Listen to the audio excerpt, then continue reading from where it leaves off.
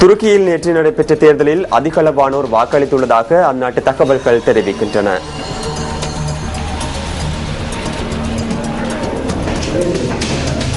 துருக்கியின் எதிர்காலத்தை நிர்ணயிக்கக்கூடிய உள்ளாட்சி தேர்தலில் மில்லியன் கணக்கானோர் பங்கெடுத்தனர். வாக்களிப்பவர்களின் எண்ணிக்கை மிக அதிகமாக இருந்ததாகவும் தெரிவிக்கப்படுகின்றது. 10 ஆண்டு காலமாக ஆட்சி புரிந்து வரும் துருக்கி பிரதமருக்கு எதிராக கடந்த ஒரு வருடமாக துருக்கியில் ஏராளமான போராட்டங்கள் இடம்பெற்று வந்தன. ஊழல் தொடர்பான குற்றச்சாட்டுகளே துருக்கி பிரதமரின் அரசாங்கத்துக்கு எதிராக முன்வைக்கப்படுகின்றது. ஆனால் இந்த குற்றச்சாட்டுகளை பிரதமரின் ஆதரவாளர்கள் மறுத்து வருகின்றனர். இந்த தேர்தலில் அதிகமான வாக்குகளை பெறுவோம் என பிரதமரின் AKP கட்சியினர் தெரிவிக்கின்றனர். இந்நிலையில் தேர்தல் தொடர்பான வன்முறையில் நேற்று அந்நாட்டின் தென்கிழக்கில் 8 பேர் கொல்லப்பட்டுள்ளதாக செய்திகள் தெரிவிக்கின்றன.